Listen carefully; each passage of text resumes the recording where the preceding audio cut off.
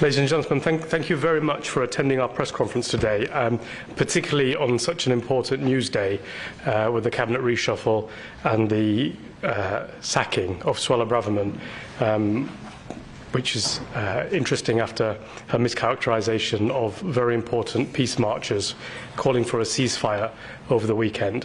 Her categorization of that as hate marches was disgraceful, and I think it was the only appropriate thing for the government to sack her this morning.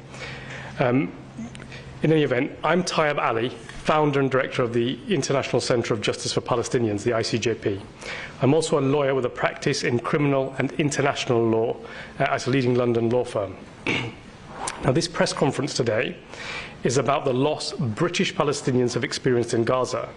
The families you will hear from will be speaking about the pain and their loss since Israel attacked following the events of October the 7th.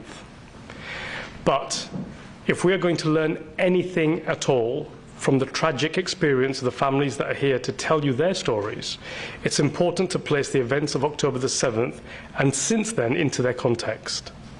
Many Palestinians do not see what happened in Gaza as retaliation by Israel in respect of the events of October the 7th. They see this as a continuation of the Nakba that started in 1948, the stealing of Palestinian land and the subjugation of the Palestinian people for 75 years. The heinous and atrocious events of October the 7th did not happen in a vacuum. In the exact same way that you do not excuse what happened on the 7th of October because of what went before it, you cannot excuse what Israel has done since October the 7th because of it. What is happening in Gaza has gone well past any civilized notion or legal notion of self-defense. Palestinians have suffered from 75 years of dispossession, 56 years of occupation, and 17 years of blockade. The daily reality of Palestinians before October the 7th was something that should not have remained the subject of willful international political failure for decades. The current cycle of violence is the direct responsibility of the states that have gifted Israel impunity and prevented accountability from allegation after allegation of violation of international law by Israel for decades. The experience of Palestinians in Gaza since October the 7th is reminiscent of the atrocities that fell on the Palestinian people during the Nakba in 1948 and continued since then. Even Israel's Operation Cast Lead in 2009, which led to 1,400 Palestinians, including 300 children, led to the death of 1,400 Palestinians and 300 children, paled when compared with what we are seeing happen right now in Gaza. And in that conflict, in Cast Lead, a British court issued an arrest warrant for a member of Israel's war cabinet, Tzipi Livni, for her participation in alleged war crimes in relation to Gaza. 1,200, the revised figure by Israel, 1,200 Israelis lost their lives on October the 7th. Since then, over 11,000 Palestinians have been killed in Gaza. The US Assistant Secretary of State Barbara Leaf stated that she expects the number to be higher. Over 4,000 of these dead are Palestinian children. Over 1.5 million Palestinians have been displaced by Israel. Over 100 UN workers have been killed, the most in their history in any conflict. Israel announced it would target and eliminate journalists. Hospitals have been warned that they are fair game for attack by Israel. Water, electricity and food have been blockaded. Humanitarian aid has been restricted.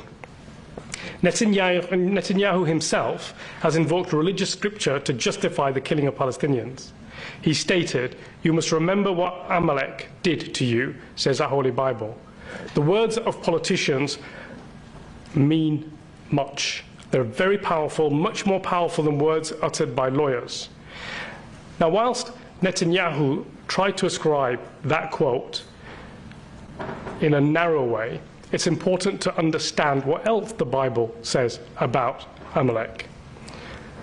Now go and smite Amalek, utterly destroy all that they have, and spare them not, but kill both man and woman, infant, ox, and sheep, camel, and donkey. It's exactly what we're seeing on the ground in Gaza. And I say this, and I make these remarks carefully because politicians' words are listened to, are pored over, are interpreted. And the quote that I've just read, and Netanyahu's quote about Amalek, was criticized in the Jewish News of North Carolina. And I take my quote and my expansion of what he said from there. It's not my own work. The north of Gaza has been forcibly cleared, and Israel has announced it has no intention to return it to the Palestinian control, which is evidence of Israel's intention to ethnically cleanse North Gaza of Palestinians. While we witness this, we have British politicians that are continuing in the political failure that led to the situation becoming the catastrophe that we are witnessing. Many British politicians unequivocally supported Israel's actions against Palestinians in Gaza, failing to understand that they themselves were becoming complicit in war crimes by encouraging them, a matter that's prosecutable in the United Kingdom and in the ICC under the Rome Statute. We cannot allow politicians to be so reckless with their words, and that is why at the ICJP we issued notice to senior politicians that we would prosecute them for complicity encouraging war crimes. And we continue to investigate those politicians for that complicity.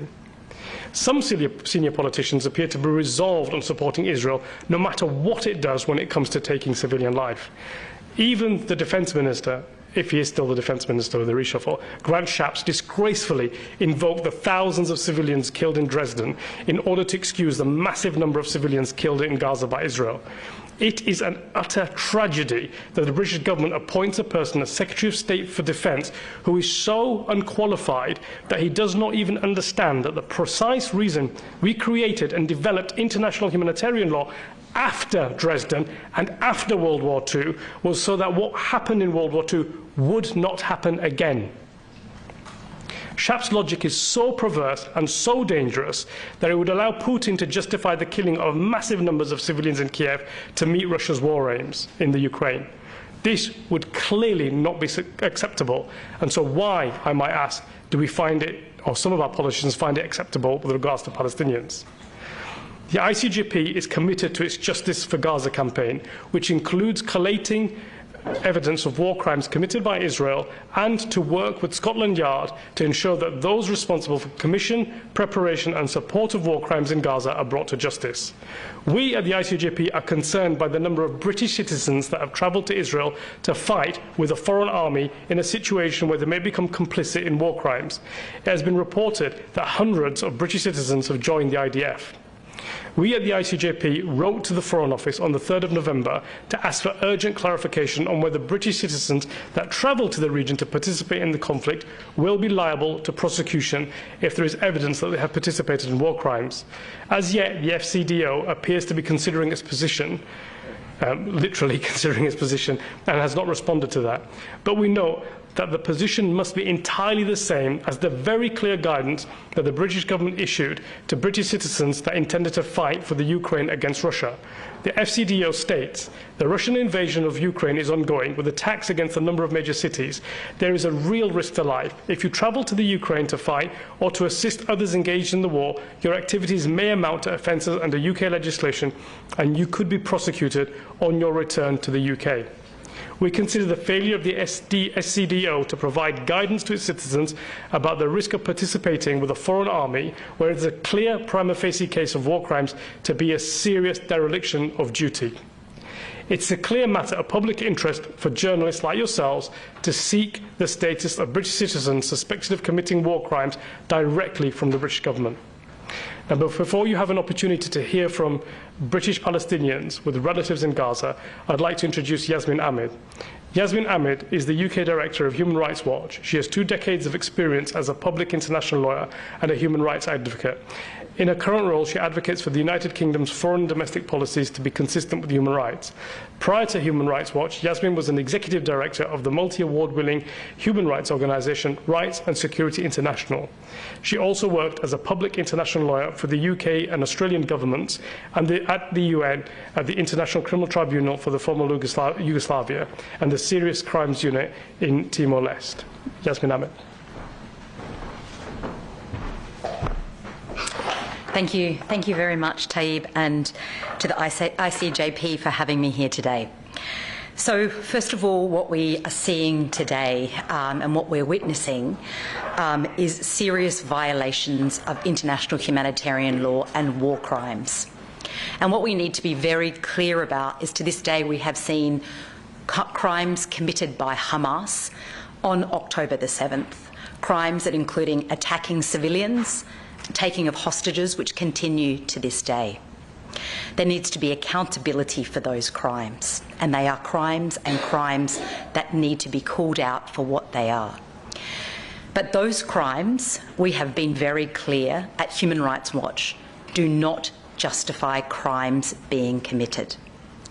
And what we have said very clearly is that Israel has been committing crimes, in particular war crime of collective punishment.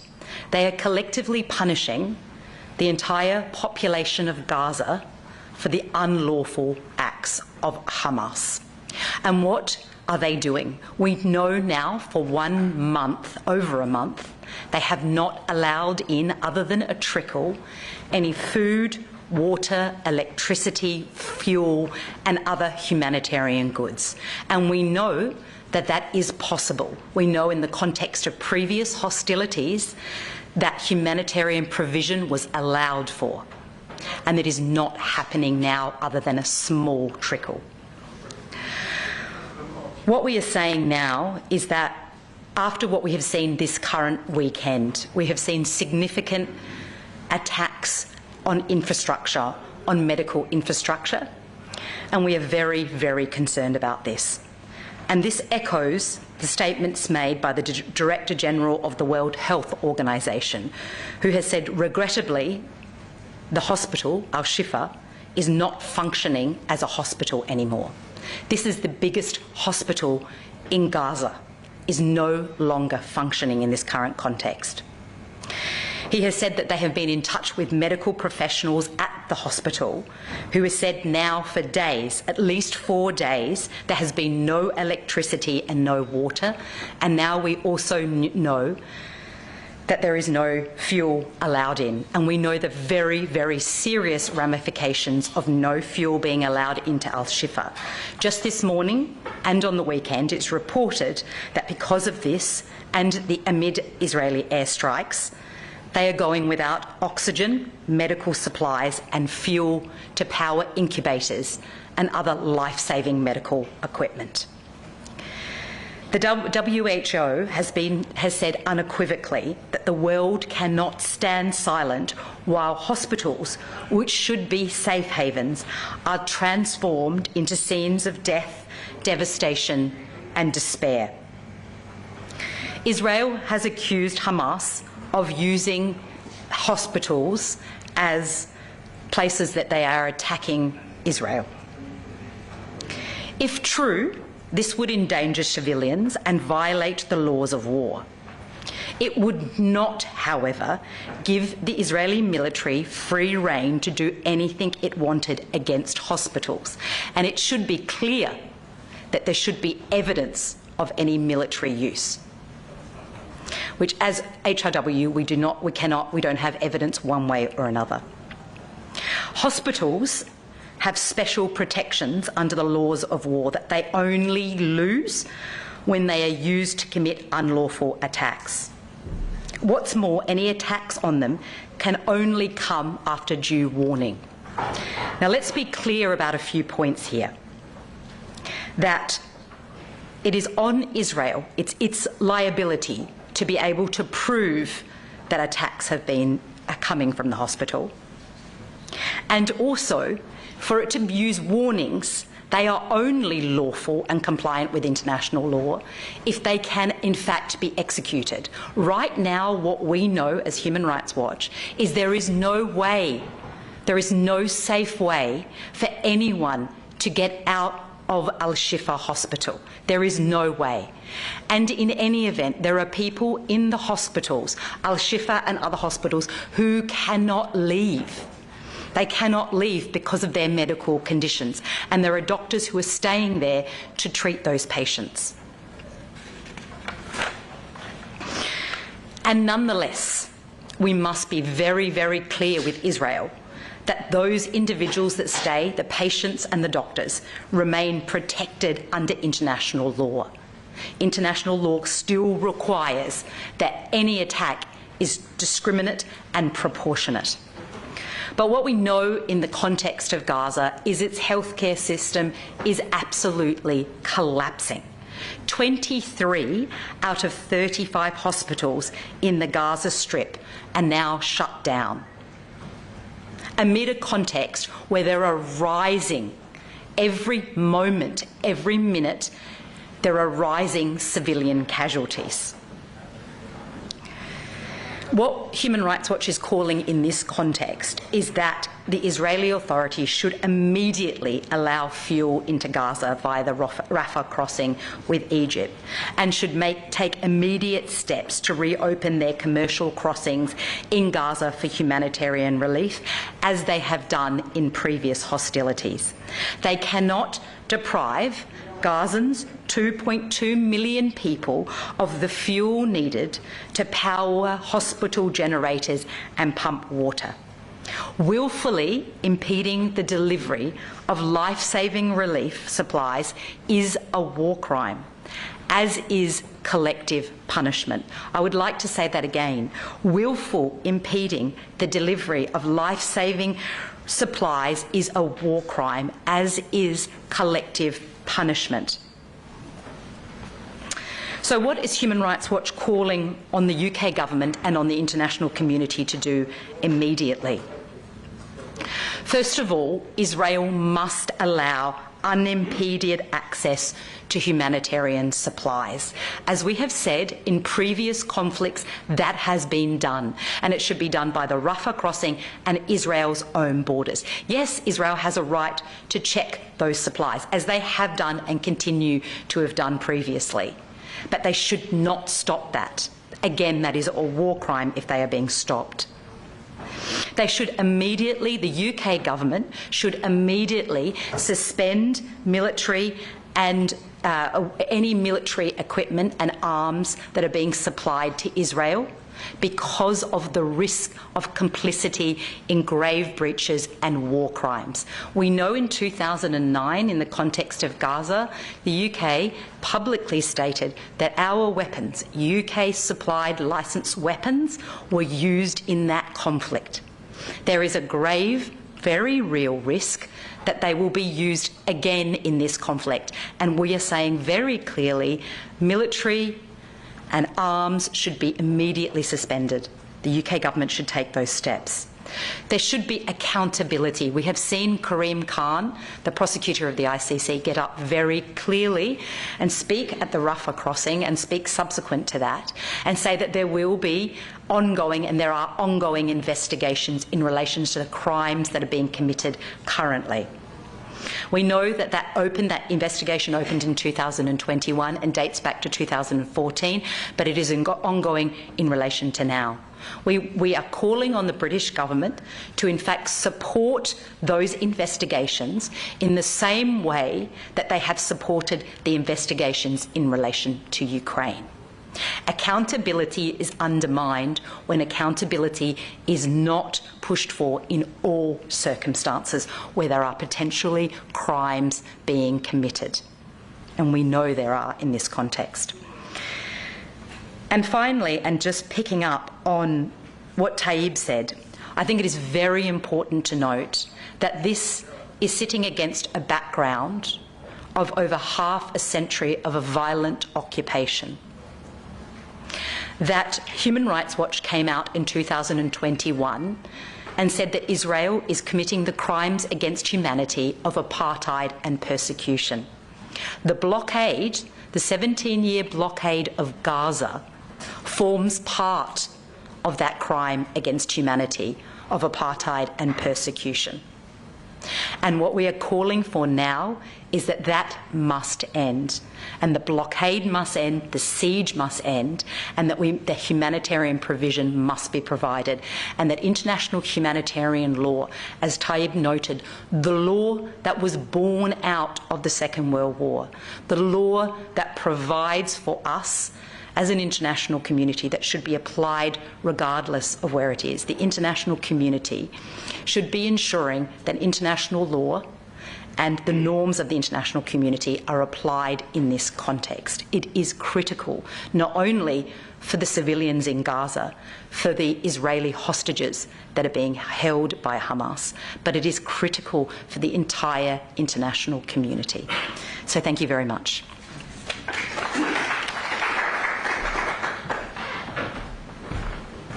Thank you very much, Yasmin. So we're going to now have an opportunity for you to hear from British Palestinians with family members in Gaza.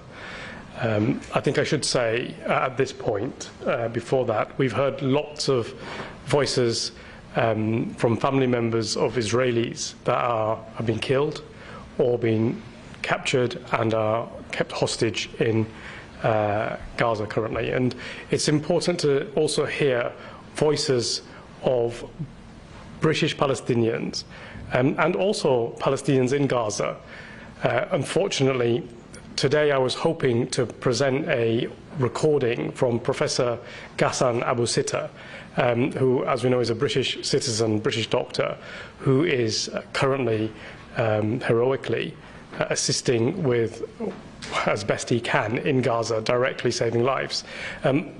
He had promised yesterday to provide me with an audio recording, but he hasn't managed to do that. But I think I just wanted to say that despite the fact that he's working with his hands in the most difficult situations from the ground in Gaza, he's still prepared to let the world know what is happening. And it's really important that journalists live up to their responsibility, which is to report the situation in Gaza and project and amplify the Palestinian voice here. So I'd like to now hand over this press conference to family members of Palestinians in Gaza. Would you like to please join me? And what you'll hear is each of the family members present for about 5 minutes their own experience and story that's personal to them.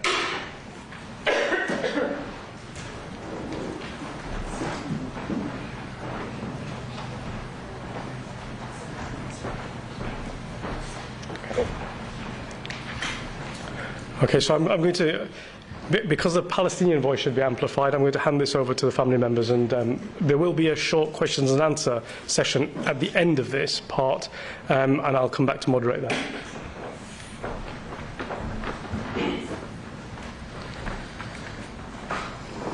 On October 8th, the Israeli army launched a series of airstrike attacks on the city of Gaza.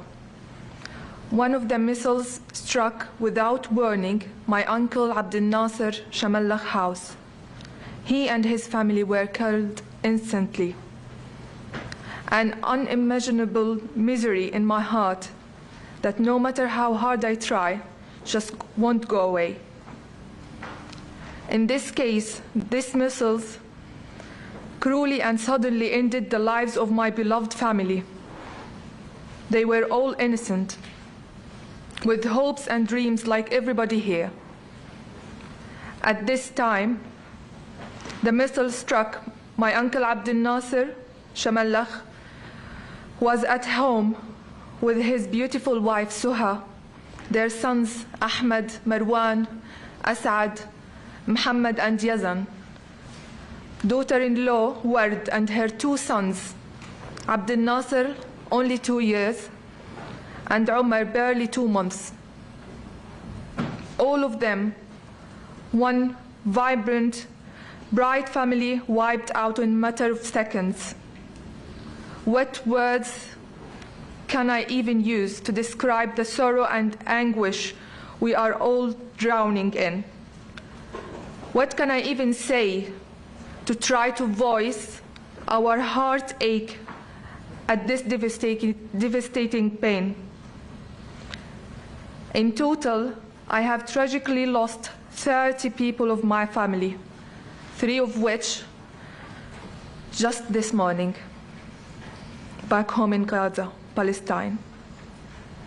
7 of them were children. All their lives, their ideas and inspiration for this world cut brutally short. What did they do? What did baby Omar do? We celebrated Omar's baby shower a few months ago. The only consolation is that he was found in his mother's arm. She cradled him gently until his very last breath. A mother's love, besting all. I remember seeing Gazans and my children playing together when I visited Gaza in the summer of 2022. Such an open soul. He had dreams of seeing the entire world and to visit us here in UK, but his body was never discovered. The bombing of his family home so severe that they were unable to locate his body. According to the civil rescue team, no one was found alive. Just when I thought I might be able to overcome the torment of losing so much of my family, church family, I learned that my cousin had to go through an anguish of seeing her children killed in front of her from the strike of another bomb. They were only 13 and 17, lives put to end before they got to begin. This is not a conflict. This is a clear genocide. We will not be silenced. We will keep fighting and speaking for all of the innocent people who were murdered by the Israeli occupation that has been going for over 75 years. How many more innocent Palestinians need to be killed for the world to come to its senses? The dehumanization and unfair bias against all Palestinian people is no longer acceptable, no longer tolerable. We all know what is really going. We are the eyes of Palestine. We are the voices of the voiceless. We will fight for Palestine, fight for our people, always. We call for a ceasefire.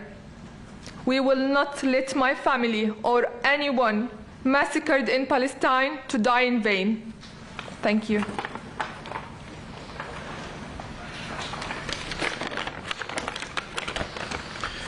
Thank you so much for coming today. It was really a difficult decision for me to make it here. This morning, my in-laws' house has been destroyed by the Israeli airplanes. We have no contact with my in-law family. We don't know how many people have been murdered. We don't know how many people have been injured. It's Al-Shifa family house in Gaza neighborhood. You can imagine not having the opportunity to know who has been killed. We just heard from Wafa. She told us about her family, and they never found her family's bodies, killed bodies, although it's been more than 35 days since this massacre, and it's ongoing. I have tried to speak with many friends, Palestinians from Gaza, British Palestinians from Gaza, to come here. They said, Omar, there's no point coming here. We've been saying for 35 days, our people are being killed by the Western weapons. Our people have been killed using the open blank check by the Western leaders. So the Gazans, they don't want to appear on media, the British Gazans. They feel everyone knows the truth, but no one wants to do anything for the truth. No one wants to do anything. I will tell you about my family in Gaza, and then I will tell you about the killed one. So my brother, his name is Dr. Ahmad Al-Mukhallalati. He's right now inside Al-Shifa hospital. He's a plastic surgeon. He was trained here in St. Thomas's Hospital.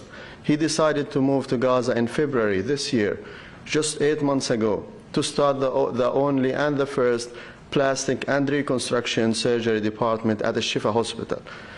He's been there, he said, for 3 days. Israel is surrounding the hospital. Anyone try to come inside the hospital, Israel shoot them. Anyone try to leave, Israel shoot them. There is no food, no water, no electricity, nothing. And he said the dead bodies inside the hospital has been in the hospital for many days, and this, like, the smell, and no one can put them on the ground. So he said anyone move inside the hospital will be killed. And Ahmad's family are in Gaza City. They left the hospital because the hospital is in siege before Israel entered the hospital 3 days ago. They went to their family house in Gaza neighborhood. And now Israel has bombed the family of their, my brother's in-laws' house. So we don't know anything about them. We try to contact them. We heard from the news there is 2 airstrikes on that house. The house includes British and Irish citizens. We have contacted the British Foreign Ministry. We told them, you are doing double standard. When the war started in Palestine and in the area, you have evacuated the British Israeli citizens by military aeroplanes. However, with the Palestinians, you have done nothing for 35 days. Then you put their names, and they cannot go to the Rafah border. You know what they replied?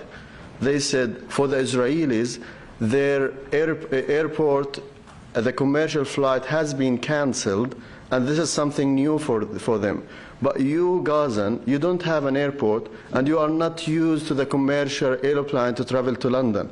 So you are less human people, and you deserve to be killed in Gaza, and we will do nothing. This is a crime by the British Foreign Ministry. And by the way, today, David Cameron has been appointed as the British Foreign Minister. Do you know what he said in 2010, 13 years ago? He said Gaza is an open-air prison. By the way, maybe if the shadow Foreign Minister said this word today, he will be sacked by Keir Starmer. So 13 years ago, he said Gaza is an open-air prison. Will he say this again today? Will he say the roots of this problem in Palestine did not start this last month? Will he speak about the Israeli blockade of Gaza? This is something unacceptable. As I say, every Palestinian, British Palestinian, Gazan live in London has lost many family members. I have lost 40 family members. 2 families, entire family has been wiped up. The first one is the judge Fatima Al-Mukhallalati. She was the first female judge in Gaza. She was practicing for more than 40 years.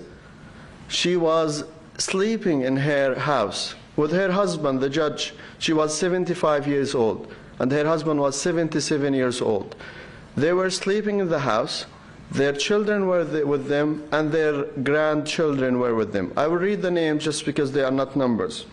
So Fatima al-Mukhallalati, her husband, Fahmi al-Najjar, their son, Muhammad Fahmi al-Najjar, their other son, Firas al-Najjar. Muhammad Fahmi al-Najjar have 5 children, Fahmi, Omar, Abdurrahman, Fatima, Yusuf, and his wife, Haneen al-Shawwa. Firas had 4 children, Fatima, Ubayda, Yaman, and Sarah, and his wife, Samaha Kila. Also, I lost my cousin, who's my mother's sister's daughter. Her name is Hiba Salim Ammar.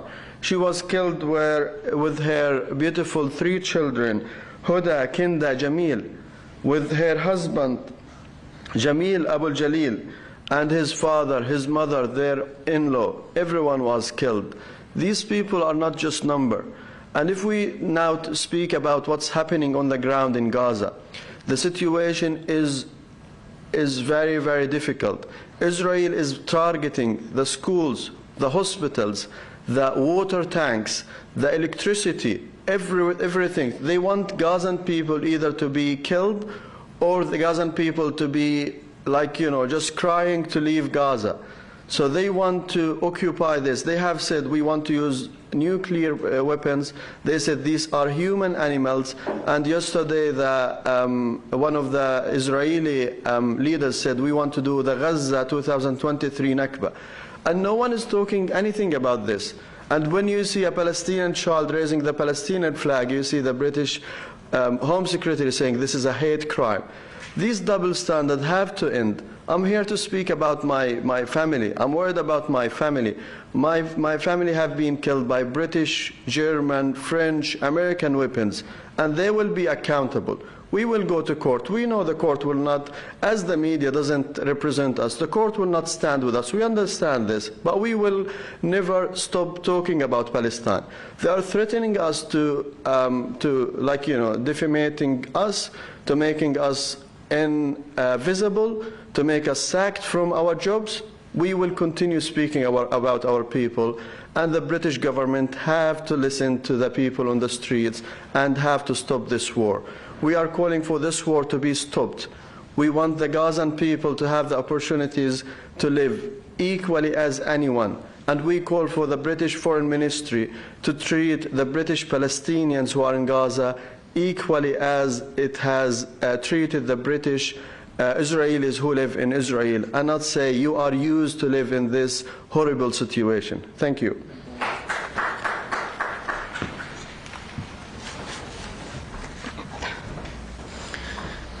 Hello, I'm Hala Hanina.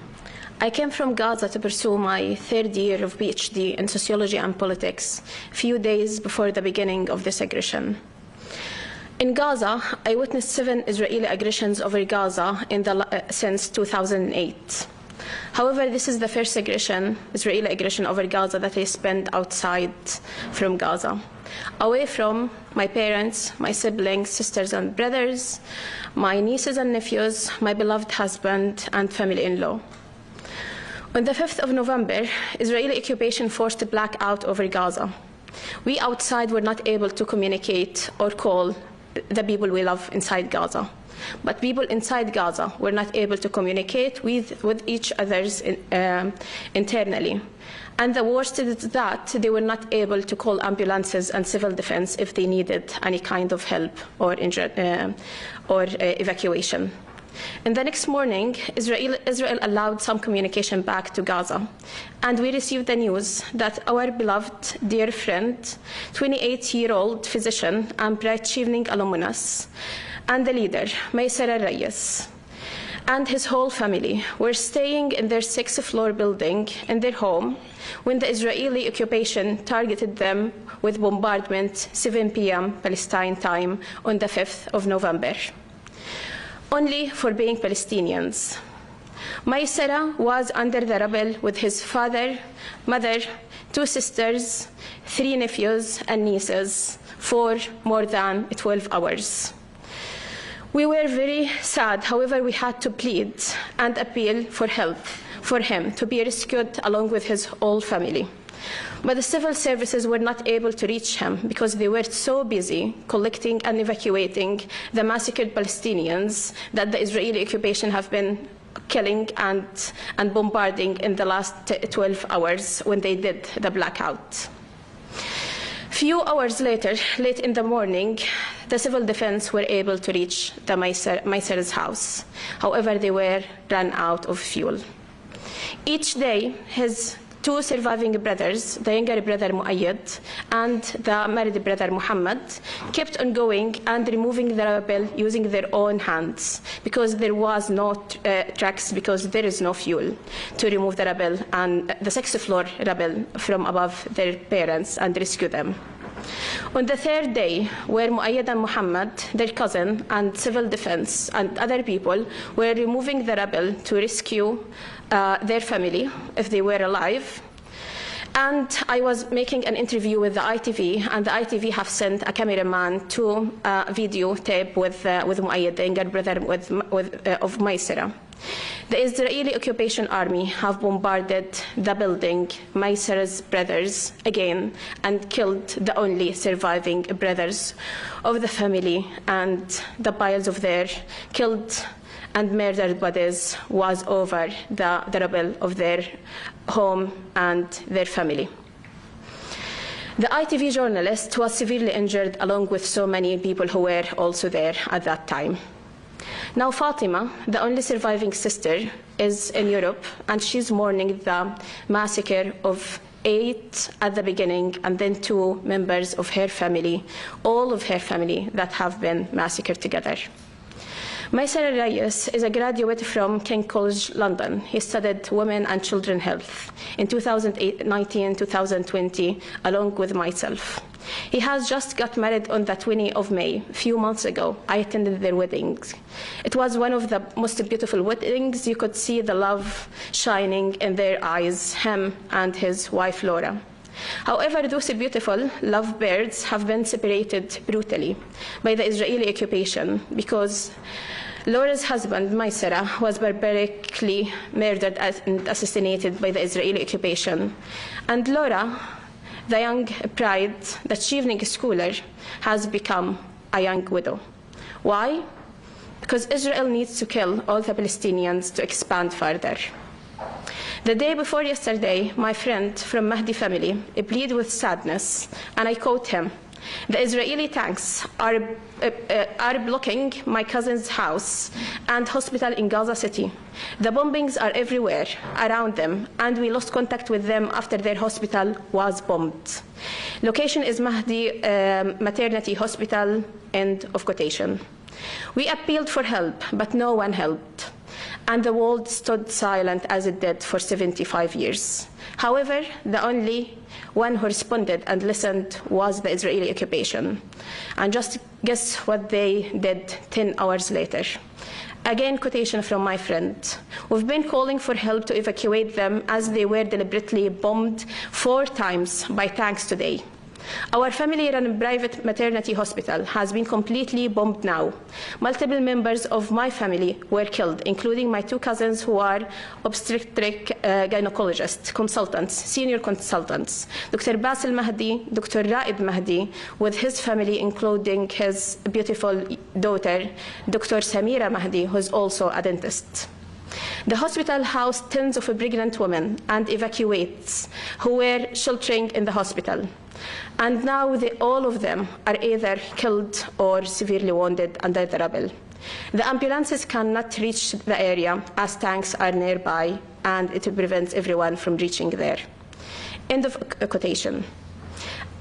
I at least counted 10 people of his family members and many other children from his family who have been intentionally targeted by the Israeli occupation bombardment over this hospital.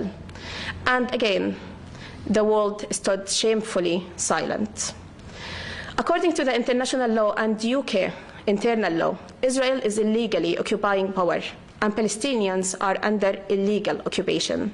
In the law, the occupier have no right of self-defense. They have only responsibilities over the people who they occupy, to rescue them, to give them the basic rights so they can survive. However, Israel is not just doing that, but they are also committing war crimes against the occupied Palestinians. Moreover, according to the UN Resolution 2625 and 3246 resolutions, Palestinians have legitimate right to resistance and resist the colonial domination, apartheid, and foreign occupation by all available needs, protected by the international law. So why the UK and other countries not adhering to their own laws and calling Israel occupation as they are, and calling Palestinians occupied as they are also? Why don't UK follow its own law and aim to end illegal occupation and recognize Palestine as a state, as they promised since the partition plan in 1947? The UK is responsible for all of the 75 years of our sufferings. Ethnic cleansing. They must adhere to international law and their own law, recognizing Israel as illegal occupation which doesn't guarantee them any right of self-defense. And then to urge Israel to stop those barbaric crimes and ongoing brutal genocide of my beloved people, which is broadcasted live in front of the whole world. This must end now, and if it's not now, then when? Ceasefire now, end illegal occupation.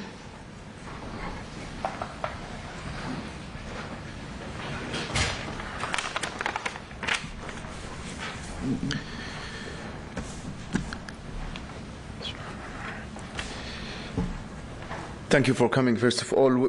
Without exaggerations, no house or family in Gaza Strip is free from the casualties of the current wave of attacks, unfortunately. And you're listening now to just as a sample of the stories, like in each family of Gaza. The losses extend beyond lives, reaching the destruction of homes, surpassing 70% in residential towers, schools, universities, churches, mosques, and infrastructure. Unfortunately, it's destruction for the sake of destruction, not targeting specific wanted individuals as the IDF claim. They fail to name any targets in each attack to regain lost credibility. For instance, my eldest uncle and his 2 grandchildren lost their lives due to an airstrike targeted the vicinity of their home. They were there innocently, yet the airstrike tore their slender bodies into pieces, forcing their father to carry what remained of their bodies in bags, lacking any means of support to honor the victims even after their death. I wonder, does the pilot possess a heart that truly comprehends that with a push of button, dropping a bomb on residential area will kill children and innocent people, erasing memories built with hard work, dedication, and hopes for dignified, peaceful life, despite all the pain that extends years before October the 7th. It's a military doctrine that doesn't differentiate between the warrior and the innocent, a doctrine devoid of ethics or humanity. In Gaza, people face death multiple times every day in front of the world. Numerous pleas for help reach us daily, every day, and somebody's still lie in hospital courtyards and street as we speak now, with no way to bury them. The world still sees it all as self-defense at the expense of innocent lives that have no one to defend them. Thank you.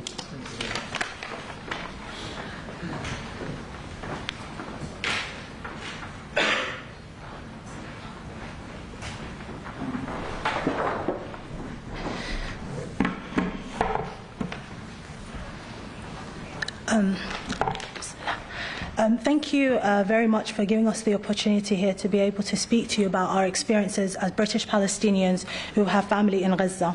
My name is Lubaba Khalid. My mother is Palestinian from Gaza and she's from the Abu Rahma family.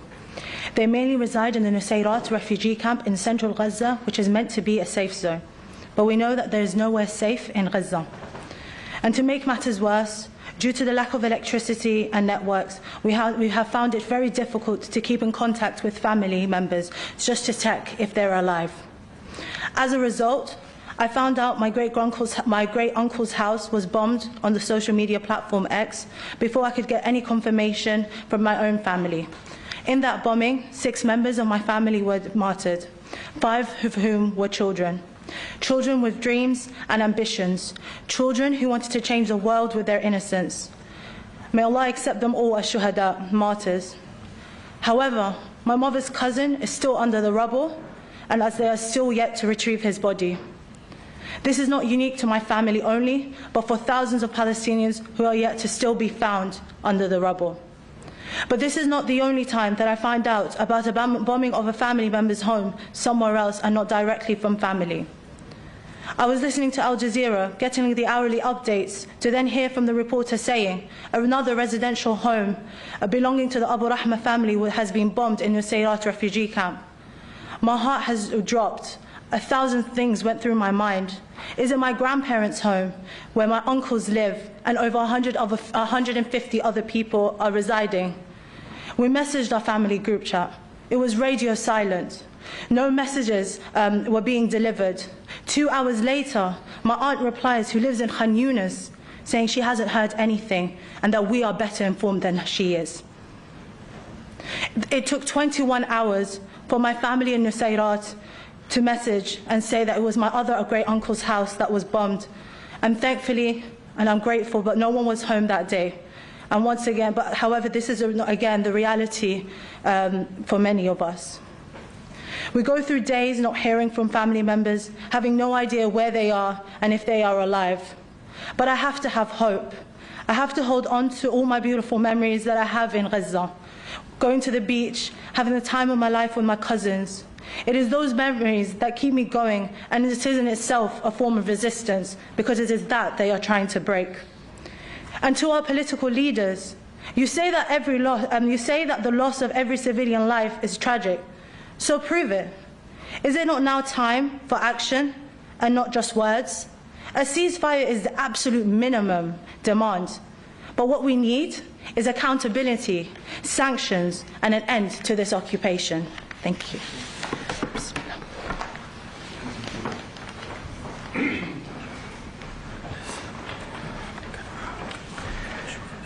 Thank you for coming today. My name is Ihab, and I work as an engineer in a technology company, so I'm not used to this. So we always talk about Gaza in terms of bombing, destruction, shelling, starvation, mass punishment, collective punishment. So I would like to talk about a different Gaza maybe today, my Gaza. The Gaza of hope, I would say. The Gaza which opened its arms for hundreds of thousands of people who were displaced in 1948, and they call it now home, including my own family. Gaza of hope with its silk beaches, blue waters, with the voices of the kids in the background when they leave school after a long day. The Gaza where people are very generous. The Gaza where people are very resilient. The Gaza where people who managed, against all the odds, to build hospitals, build universities, and create hope for everyone. As a place where we thought as Palestinians, at least part of us, would feel will live in freedom and dignity. Talking about family and friends, and my colleagues talked a lot today.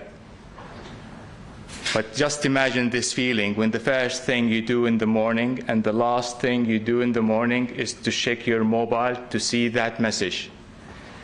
When you hope that they will pick the phone to say hi, albeit for a second or two. This hi might be literally death or life in Gaza. Or maybe they need to be silent so that the world moves on. Numbers. What are numbers? The 1 became 2, and the 2 became 3, and the 1,000 became 2, and we are around 11,700 people now, and still increasing as we speak, as we talk. I will talk about one of those numbers, Wa'il, my cousin, who was an IT engineer, managed to finish a degree, and even has a dream to develop an app which will teach all the kids around the world Arabic, and he called it DOD. Let's talk about numbers. When we talk about 1.5 million people displaced from their houses, let's talk about the people who left around 40,000 residential units in Gaza. Let's talk about the people who dragged their children in a 10 kilometers escape from the north to the south, dragging the kids on I would say, car seats or pushchairs, pushing the wounded, pushing the elderly, just to escape. I will talk about my uncle who lost his house, civil servant who worked very hard, retired, and believe it or not, he did believe in peace. And he now shares house with another 50 or 60 people, where, believe it or not, in this time or era, they are actually baking using wood and clay ovens, because simply there's no fuel or cooking gas, while Gaza actually is on top of millions and trillions of cubic meters of gas. A curse to the Gazans appears eventually. Numbers, what are numbers? I will talk about my aunties and my uncle who decided not to leave and to stay put in the north, because simply they don't have an option. Because they said, could we stay within our memories and live and accept the degree in dignity? Those a lot who actually accepted the displacement, you know what they did? Why they did it? They did it only to protect the kids, only to protect the future. Because believe it or not, the Gaza of Hope also always thinks about the future. Going back to Wael, my cousin, was actually killed queuing for bread 2 weeks ago. His brother, Bashar, is critically wounded. His elderly parents are devastated. And I think we all agree that parents should not bury the kids. My Gaza's hope is calling all of us. To be honest, when I was in London on Friday in the march, I found this on the floor. And I didn't accept that Ahmed will be not honored by talk about him today. He was 16 years old. He was killed in a strike. To be honest, I don't know him. And he deserved to be honored in this and always. Gaza of Hope, my Gaza, is calling whatever is remaining of humanity in this world to stop this madness. This madness will not bring peace to the Middle East. It will only bring years and years of violence, escalation, not only for the Middle East and potentially for the world. And I think we all have the responsibility to call for peace. And the only way to obtain peace in the Middle East is justice for the Palestinians. Thank you.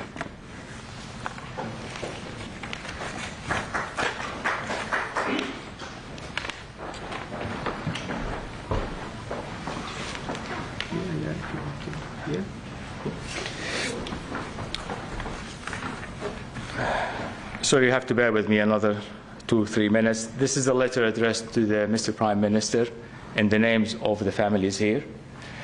And it will be issued by the ACGB. Thank you for your support with that. As you are keenly aware, Mr. Prime Minister, our community is in a state of deep shock and mourning after the terrible events since the 7th of October. All of us are grieving for our lost family members and friends who are victims of the ongoing Israeli operation in Gaza. Our loved ones are still in grave danger under the indiscriminate bombardment and the dire humanitarian situation, with no access to water, electricity or food, and communication channels also restricted and cut. According to the United Nations Relief and Works Agency, UNRWA, the World Health Organization, WHO, United Nations Office for the Coordination of Humanitarian Affairs, OCHA, and other humanitarian agencies working in Gaza, the Israeli army has dropped thousands of bombs on Gaza. Gaza is one of the most densely populated places on the planet. It's home to 2.1 million Palestinians, approximately half of whom are children. The majority of those in Gaza were already refugees from villages and towns now situated within Israel. From the 7th of October to the 10th of November, 11,078 Palestinians were killed in Gaza, including 4,506 children, and more than 27,490 injured, thousands critically. According to the figures reported by OCHA, women and children make up 68% of those killed. Some 1.5 million people in Gaza have been displaced, with nearly 760,000 sheltering in at least 149 UNRWA facilities. The worsening sanitary conditions, along with the lack of privacy and space, generate health and safety hazards. These sites are so overcrowded that many people are sleeping on the streets. Clean drinking water is scarce, and the risk of fatal dehydration and the outbreak of waterborne diseases, including cholera, are acute, with a restricted amount of aid permitted to Gaza. According to Oxfam, the Red Cross, and Amnesty International, humanitarian law is not being upheld by Israel, as clearly violating the principles of distinction, the principle of precaution, and the principle of proportionality. These violations put our loved ones in Gaza under severe danger, and it has resulted in us losing family members. Israel has indiscriminately destroyed Gazan residential buildings, universities, hospitals, and civilian infrastructure. This cannot be justified, and it constitutes collective punishment.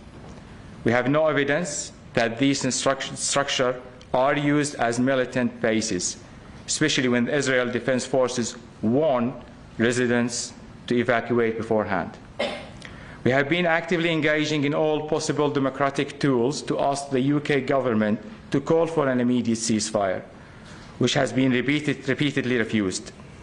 Instead, the government has called for humanitarian pauses, which are inadequate in protecting our family and loved ones in Gaza.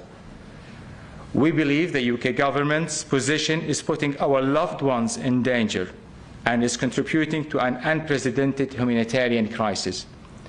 It also ignores our voices as British citizens with friends and family under attack in Gaza.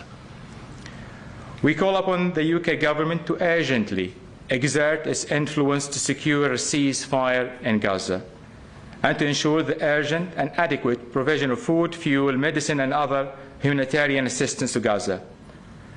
We also call for the unconditional restoration of water and electricity, the protection of medical facilities, the facilitation of safe passage of the critically ill and those requiring treatment abroad, including in the UK, and allowing our families in Gaza to immediately apply for the UK resettlement scheme. As British Palestinians with families in Gaza, we request an urgent meeting with you to express our concerns, similar to the meetings you have had with other British communities who have families in the region who have experienced the distress similar to ours as a result of the conflict between the Israeli government and Hamas. Thank you. I'd just like to start by thanking our guests. And I heard there was some strained applause from the audience, and I can understand that because the messages sent by these families that came to speak to you are really powerful. And there is a way that you want to demonstrate your appreciation for it, but clearly after what you've heard, clapping is not appropriate. It doesn't feel appropriate. But I think I should say to all of you, thank you very much for coming today. And your bravery in coming to this platform in light of what's happened to you this morning, yesterday, and over the last few weeks is phenomenal. And I consider you all to be heroes. And it's the reason that ICJP does this work is for you. And we'll continue in our efforts to support you as best we can. What we've heard from our guests today, we're going to, questions and answers shortly. And I'll ask you to moderate your questions. There will be some questions that I will not allow if I consider them to be inappropriate. And there are some questions that I will answer on behalf of our guests if I consider them to be not quite right at this moment in time. Our guests will also do interviews if they feel they want to do that at the end individually. That's a matter for them. But what we've heard stories of human beings, really, haven't we? We've heard lots of accounts of what happened to the 1,200 people that were killed on October the 7th. We've shared in that loss, but we haven't really heard about the Palestinian community in Britain or in Gaza. Those stories are silenced, and that's a mark of what's been happening in Palestine for 75 years. The Palestinian voice remains silent. Even I, as director of ICJP, I'm embarrassed that I'm not a Palestinian that is making this speech, and it takes somebody who was born in Yorkshire and a lawyer here to be able to speak on behalf of Palestinians. Because why? Because Palestinians, when they speak in this country, are subjugated, are attacked, are called anti-Semitic. They lose their jobs because they stand for ceasefire. This is real. We've seen it on social media over the last few weeks. And so for that reason alone, I think it's brave for these people to come here. And I can guarantee you there will be research being done into my guest's background, not to look at the human story, but to see if there's a link to some nefarious actor or person or individual in Gaza, because that's what they have to deal with. From the British mainstream press, from British politicians, that will be the first action for many commentators in the UK. I've experienced it myself as director of ICJP, as a lawyer in one of the world's, if not Britain's, most famous law firms, Bindman's Partners, Bindman's LLP. And I have to defend myself. I have to provide evidence for every statement I make. I have to labour over that. That same standard is not given to Israeli commentators or Netanyahu or people that support the illegal acts that are happening in Gaza right now. And what we've heard from our guests, the human story, it's very clear to us, as Yasmin indicated and advocated, that what Israel is engaged in is war crimes. It's not a difficult equation. It's not a difficult thing to see. And British politicians that support that are also complicit. The British state that provides armaments for Israel to carry out these war crimes is complicit. And this perpetual impunity that's gifted to Israel is really a curse. It's a curse for Israel, because what we will continually see is the cycle of violence and no real will for a political solution, which is the only answer in that region. A military solution is not an answer. All it does is cause death and destruction and hatred, and it perpetuates that. And if our politicians can't see that and categorize millions of people across the world that try to prevent that as hate marchers, then the system of democracy, our rule of law, our principles are already lost. And that's the worst thing that can happen if we want peace and security, which is what everybody wants, going forward for our children, for ourselves, for our colleagues, even for our enemies. Okay, I'm going to open the floor for some questions now, so just please raise your hand, and there's probably a roving microphone somewhere as well. Let's just to you, please. Thank you. Sorry, when you ask a question, like I said, please bear in mind that our guests have gone through quite a traumatic time, and could you direct the person that you want to ask the question to? Thank you.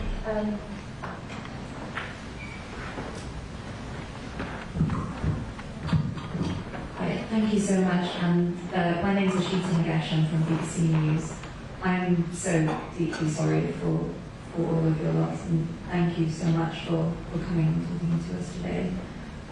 My question, it might be more appropriate for you, Sally, to answer, but I wanted to know what's being your opinion and your experience of the handling of the evacuation operation by the FCDO, and also of the government's support for, in your opinion, maybe lack of support for Palestinians with family in Gaza.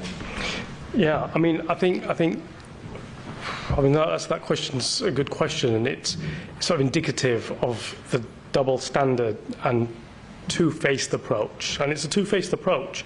If on one hand I'm asking a state that is committing war crimes and I'm supplying them with weapons to do that, to adhere to international humanitarian law, but I'm not actually withdrawing those weapons because I see what's happening on the ground, that's a double standard I'm applying to that situation. On the one hand, I'm saying, oh, please don't hurt anybody, here's a weapon to do it, right? And I think that's the same characterization of the entire approach of the British government. You've heard from our guests that their family members were left alone. Professor Ghassan Abu Sitta contacted me because the Foreign Office will not speak to him. He's tried to contact them. They will not speak to him. So I'm having to do that from London on his behalf because they will not speak to him. There is a different standard applied by the British government to people in Israel, to people in Gaza. There is a pretense that they are potentially trying to help people in Gaza when they're not. There is a mechanism to open a humanitarian channel, but we've got to also look at that. The reason why people call for a ceasefire as opposed to a humanitarian pause is because a humanitarian pause is part of a strategy to move Palestinians out of Gaza, to cleanse that region of Palestinians. A ceasefire will allow people to stay where they are, to habit the land that they live and belongs to them, and to receive aid. And there's a significant difference between that. I do not support a humanitarian pause, which is really a mechanism to force people out of that region. So you bomb them and you say you leave this region and you can live, you stay here and you die. It doesn't matter if you're a civilian or not. That's not lawful. And that's what our government appears to be supporting. And so in answer to your question, I think I've answered it, but just to narrow that point, I don't think that the British government is dealing with Palestinians in the same way as it would deal with Israelis that are victims of criminal acts.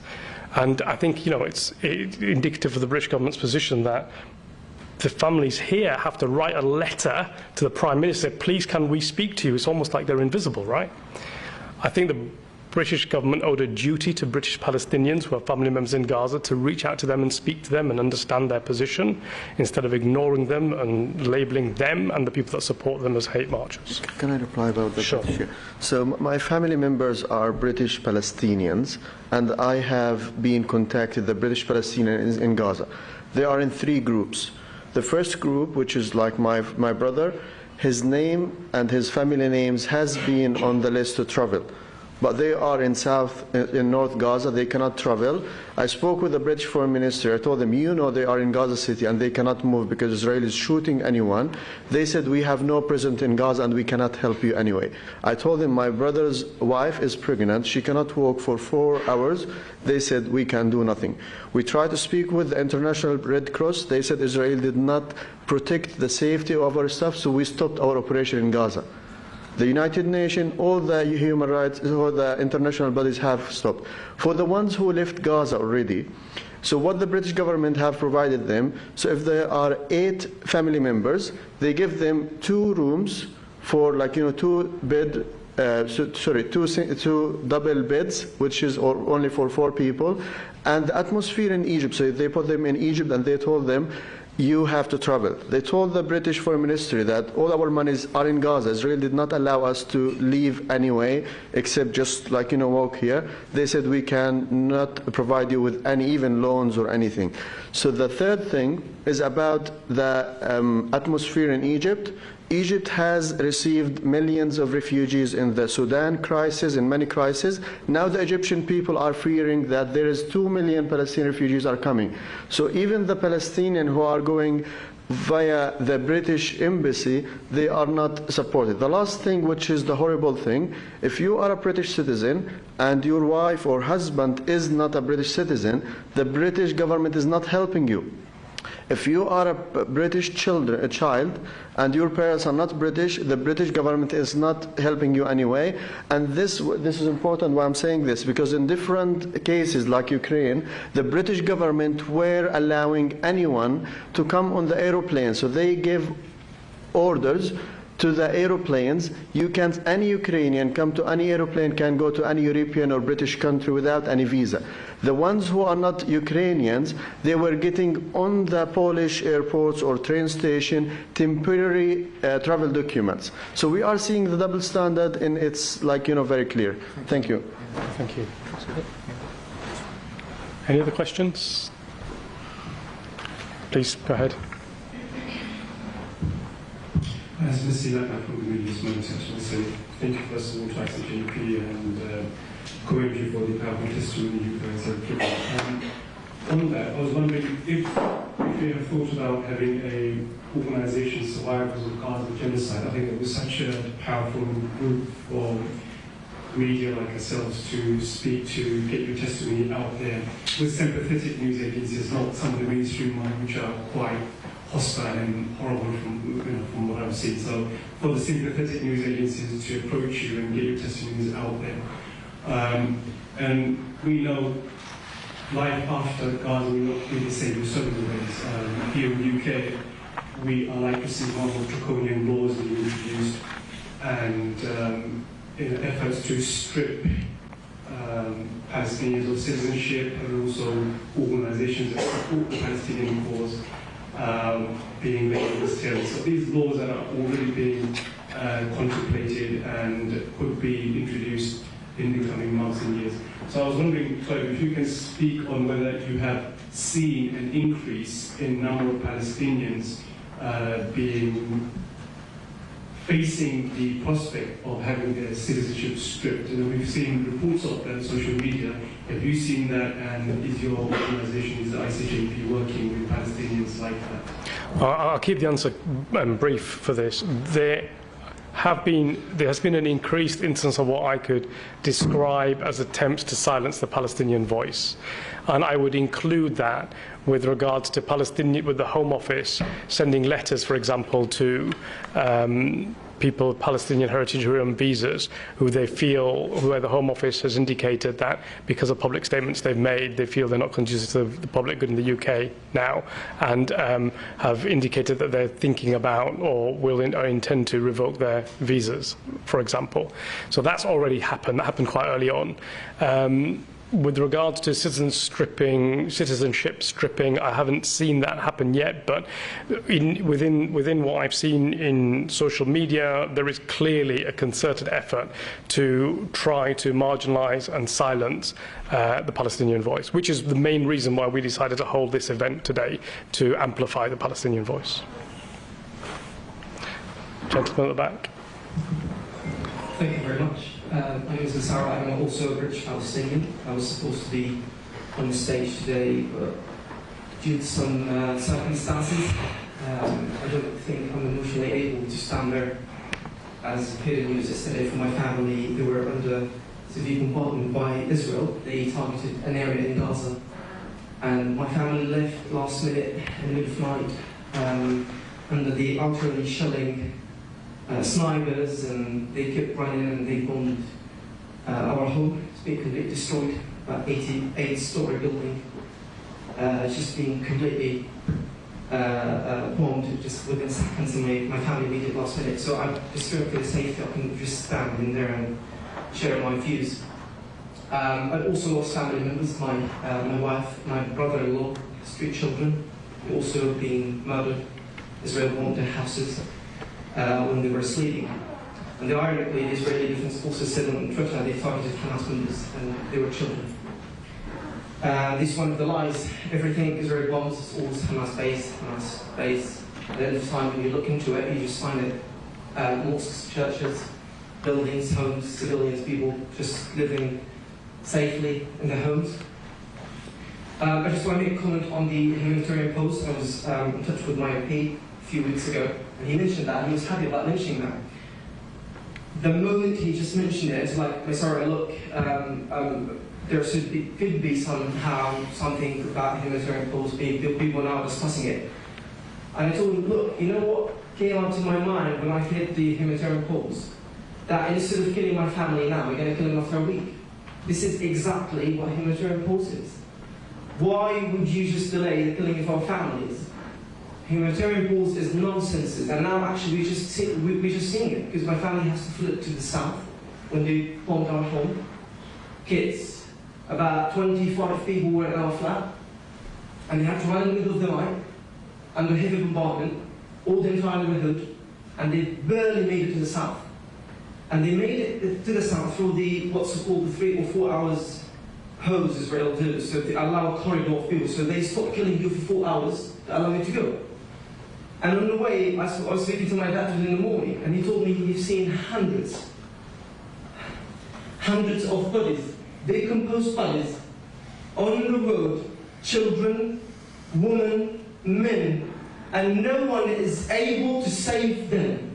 No one is able to look into them.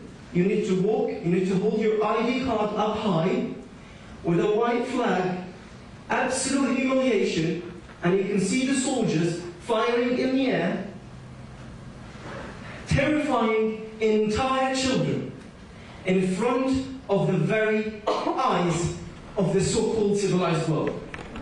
I, myself, I don't believe in all of this. I'm really sorry to say that. I've lost faith in every single human, in every single government. The double standards we're currently witnessing, the dehumanization of our people, of innocent civilians, of people, of human beings, are second to none. It's absolutely disgusting. Seeing human people, bodies, children, women. My mom was absolutely traumatized. When I was speaking to her, she was barely made one single word from what she was saying. She couldn't even explain that to my little brother, and even to the children that were with them. It was absolutely horrific. See, my dad is a professor, my mom's a professor. Their entire life was dedicated to humanity. Why they should die? For what sake? For whose sake? And why Israel is still continuing to kill, to murder, under what pretext they do? A country that is based and built on lie, their rhetoric is a big lie, their discourse is a lie, and every single person believing in this lie. And when the Palestinians come out since 75 years shouting, crying, we are dying, trying to convince the world that we're dying, we still need to submit evidence. So next time when my family die, I'm going to take a picture of my dad and send it to the Prime Minister and to this government and tell them, okay, this is an evidence that you killed my parents. This is absolute nonsense. I don't know where we are heading. And then what? What was going to happen? What is the end? How many Palestinian people should die? My friend, how many thousands? My friend, I don't mean to cut you off unnecessarily, but we have very limited time left. So no. It was a very powerful contribution. Thank you for that. Any other questions from members of the press at the back there? Thank you.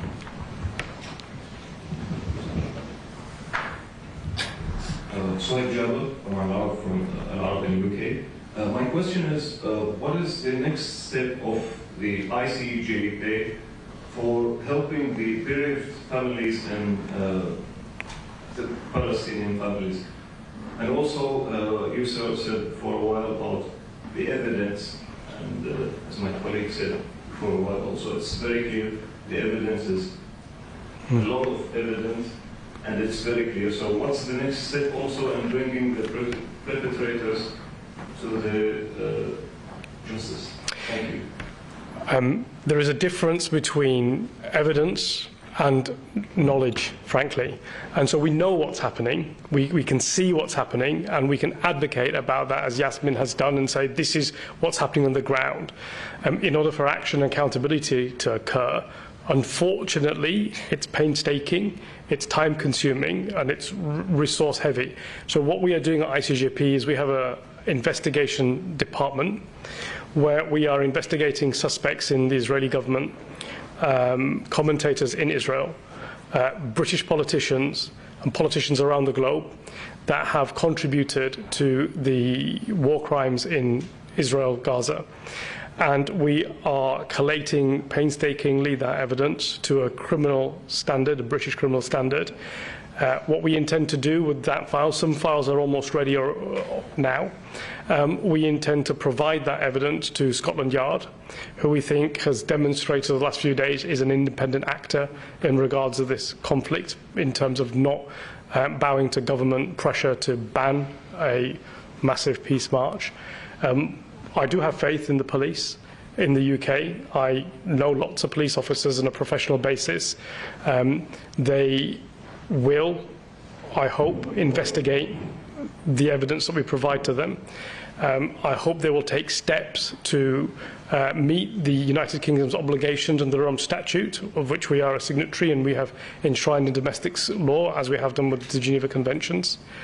I hope that politicians that supported the war and politicians that are carrying out, executing the war as they're doing in Israel, will be investigated when they arrive in the UK, will be arrested and prosecuted. Failing the police taking this action, there is a possibility for the ICJP to apply for private arrest warrants, as lawyers in the ICJP did before its creation in 2009 against Zippy Livni in Operation Cast Lead. There is also the ability to give the information to the International Criminal Court, and hope that Karim Khan lives up to his huge responsibility of investigating and prosecuting these crimes as speedily as he did with regard to suspects in the Ukraine and supporting that action. But there's also the rest of the world, and we shouldn't forget that. ICJP will be providing evidence packets to every single law enforcement agency across the world, because at least one of them, I am certain, will take action against war criminals and war criminal suspects in Israel. The intention of ICJP is to send a very clear message to politicians that are complicit in war crimes, that your tenure as a politician is not all that means. Once you stop being a minister, once you stop being a prime minister, a foreign secretary, you carry the burden of that crime with you. You carry it to your next job, whether it's in private industry, whether it's as a hedge fund manager somewhere, whether it's traveling around the world because you've already got enough money. You carry that criminal act with you. And ICJP are committed to pursue those individuals across the world for the rest of time. We won't stop. We won't stop. We've seen the same thing happen with actors that were involved in the Holocaust being prosecuted in their 90s. Exactly how it should be done. There's no issue with that. The rule of law doesn't wait and won't wait. We will ensure that these politicians will carry this burden with them wherever they go. And if we can persuade law enforcement agencies in any country to do their job, we will provide the evidence to them to do that. I think that's enough questions, so I think we've run out of time. I'd just like to say thank you very much to our guests for coming today. Yeah, thank you very much. Very brave, and thank you very much. There will be copies of the letter that the families want to send. If you want a copy, please ask a member of my team and we'll make one available to you. Thank you very much. Thank you. Thanks. Thank you.